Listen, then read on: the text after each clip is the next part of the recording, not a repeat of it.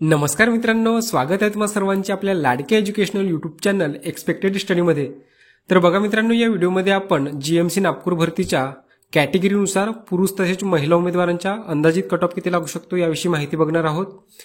तुम्हा सर्वांना माहिती आहे मित्रांनो की 28 तारखेला जो जीएमसी नागपूरने त्यांच्या ऑफिशियल वेबसाईटवरती निकाल जाहीर केला, तर त्यामध्ये मित्रांनो त्यांनी फक्त विद्यार्थ्यांचे रोल नंबर, त्यांचे रजिस्ट्रेशन नंबर आणि त्यांचे मार्क्स इतकीच माहिती दिली होती। परंतु विद्यार्थी कोणत्या कॅटेगरीचे आहेत ते काही त्यांनी दिले नव्हते। त्यामुळे भरपूर विद्यार्थ्यांच्या मनामध्ये मित्रांनो संभ्रम निर्माण झालेला आहे की मला एवढे मार्क्स मिळालेले आहेत तर माझे सिलेक्शन होणार की नाही। बऱ्याच विद्यार्थ्यांनी मला कमेंट्स करून सुद्धा विचारलेले आहेत मित्रांनो की मला एवढे मार्क्स मिळालेले आहेत, मी या कॅटेगरीचे आहे किंवा मी या कॅटेगरीची आहे, तर माझे सिलेक्शन होणार की नाही। तर विद्यार्थ्यांना मित्रांनो एक दिलासा मिळावा, तर त्या उद्देशाने मित्रांनो हा व्हिडिओ अंदाजित कट ऑफचा मी घेऊन आलेलो आहे। हा अंदाजित कट ऑफ जरी मी तुम्हाला या ठिकाणी सांगितलं असलो तरी मित्रांनो 28 तारखेला जो निकाल जाहीर करण्यात आलेला होता, तर त्यामध्ये विद्यार्थ्यांना किती रेंजपर्यंत मार्क्स मिळालेले आहेत, त्यानंतर एकूण रिक्त जागा किती होत्या, किती उमेदवारांनी अर्ज केले होते आणि किती विद्यार्थ्यांनी ऍक्च्युअलमध्ये परीक्षा दिली होती, तर या सर्व बाबींचा विचार करून मित्रांनो हा मी कट ऑफ काढलेला आहे। हा अंदाजित कट ऑफ जरी असला मित्रांनो तरी जवळपास इतकंच कट ऑफ लागण्याची शक्यता आहे। त्यामुळे कट ऑफ विषयीची कोणतीही शंका मनात न बाळगता हा व्हिडिओ तुम्ही शेवटपर्यंत बघा। आणि पुढे जाण्यापूर्वी मित्रांनो तुम्ही चॅनलवर जर का पहिल्यांदाच आलेले असाल तर चॅनलला सबस्क्राईब करून घ्या आणि त्यापुढील बेल आयकॉन देखील प्रेस करा। अशाच प्रकारची स्पर्धा परीक्षेविषयीची नवनवीन माहिती तसेच लेटेस्ट अपडेट्स आपण आपल्या यूट्यूब चॅनलवर शेअर करत असतो। ओके, चला तर मग आता आपण आपल्या महत्त्वाच्या व्हिडिओला सुरुवात करूया। तर बघा मित्रांनो, 28 तारखेला अशा प्रकारे जीएमसी नागपूरचा निकाल ऑफिशियल वेबसाईटवरती जाहीर करण्यात आला होता। यामध्ये तुम्हाला किती मार्क्स मिळालेले आहेत तर ते सर्वांनी बघितले असेलच, आणि नसेल बघितले तर ही पीडीएफ मित्रांनो आपल्या टेलिग्राम चॅनल एक्सपेक्टेड स्टडीवर शेअर केलेली आहे। ठीक आहे, तिथून तुम्ही डाउनलोड करून तुम्हाला किती मार्क्स मिळाले तुम्ही बघू शकता। यामध्ये मित्रांनो त्यांनी फक्त तुमचे रोल नंबर, तुमचा रजिस्ट्रेशन नंबर आणि तुम्हाला किती मार्क्स मिळालेले आहेत तर एवढीच माहिती दिलेली आहे। विद्यार्थ्यांचे नाव असेल, कॅटेगरी असेल, त्यानंतर त्यांना कोणत्या विषयात किती गुण मिळालेले आहेत, तर या सर्व बाबी त्यांनी या ठिकाणी हाईड करून ठेवलेल्या आहेत। का केलेले आहेत ते अजूनपर्यंत मला कळलेलं नाही, परंतु भरपूर विद्यार्थ्यांचे मित्रांनो कमेंट्स देखील आलेले आहेत की मला 160 गुण पाहिजे होते आणि मला या ठिकाणी 140 गुण दिलेले आहेत, मला 140 गुण पाहिजे होते तर मला या ठिकाणी 100 गुण मिळालेले आहेत। ठीक आहे, मला 130 गुण पाहिजे होते तर मला या ठिकाणी 90 गुण मिळालेले आहेत। आणि या यादीमध्ये मित्रांनो तुम्ही सुद्धा बघू शकता की भरपूर विद्यार्थ्यांना या ठिकाणी 90 पेक्षा कमी गुण मिळालेले आहेत। आता काही विद्यार्थ्यांचे तर अशी सुद्धा कंप्लेंट आलेली आहे मित्रांनो की मी पेपर दिलेला आहे परंतु माझ्या नावाची या यादीमध्ये आलेलं नाही। तर अशा प्रकारे मित्रांनो भरपूर विद्यार्थ्यांचा गोंधळ या ठिकाणी उडालेला आहे। मित्रांनो तुम्हाला एवढंच सांगणं आहे की तुम्ही जास्त टेन्शन घेण्याची काही गरज नाही। ठीक आहे, याविषयीचा पाठपुरावा करणे सुरू आहे। तुम्ही जर का आता ऑफिशियल वेबसाईटवरती गेला तर त्या ठिकाणावर मित्रांनो ही जी पीडीएफ आहे ही डिलीट करण्यात आलेली आहे आणि लवकरच मित्रांनो सुधारित निकाल सुद्धा IBPS फॉर्मॅटमध्ये प्रसिद्ध करण्यात येणार आहे। त्याचे अपडेट्स मित्रांनो तुम्हाला आपल्या या यूट्यूब चॅनलवर देण्यात येतील। ठीक आहे, त्यामुळे तुम्ही चॅनलला सबस्क्राईब करून घ्या आणि त्यापुढील बेल आयकॉन देखील प्रेस करून ठेवा, म्हणजेच ते अपडेट मिस होणार नाही।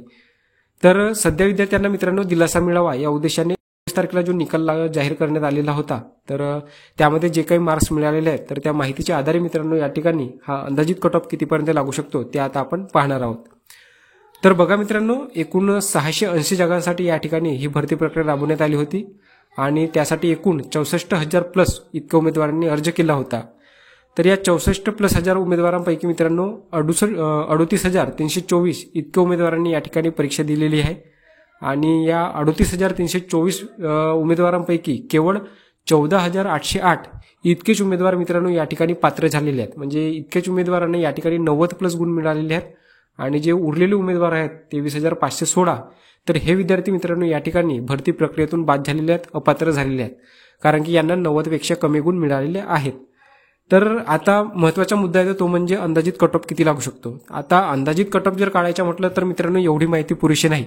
तर उमेदवारांना किती रेंजपर्यंत मार्क्स मिळालेले आहेत, 180+ मार्क्स मिळणारे किती विद्यार्थी आहेत, 170+ मार्क्स मिळणारे किती विद्यार्थी आहेत, 160+ मार्क्स मिळणारे विद्यार्थी किती आहेत, जेणेकरून आपल्याला ओपन कॅटेगरीचा जरी कट ऑफ मिळाला तरी त्यावरून आपण इतर कॅटेगरीचा अंदाज लावू शकतो, बरोबर।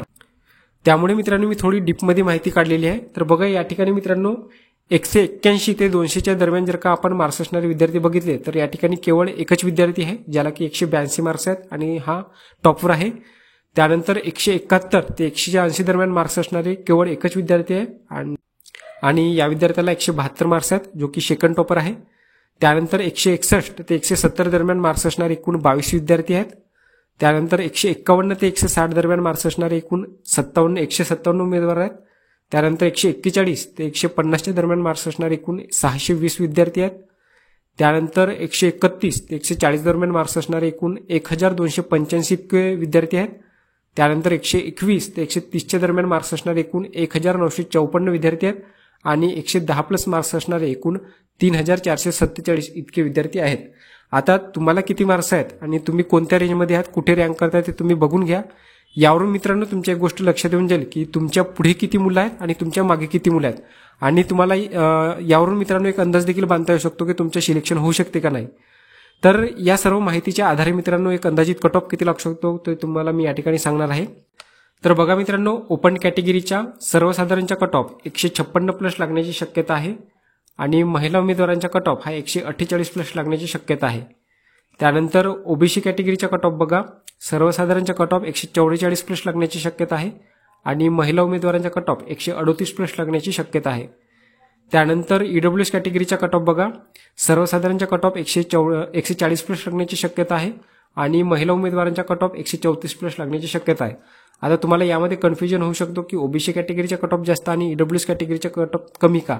तर बघा मित्रांनो, ईडब्ल्यूएस कॅटेगरीच्या जागा कमी होत्या आणि फॉर्म देखील कमी आलेले होते, त्यामुळे ईडब्ल्यूएस कॅटेगरीचा कट ऑफ हा ओबीसी कॅटेगरीपेक्षा या ठिकाणी थोडासा कमी लागण्याची शक्यता आहे.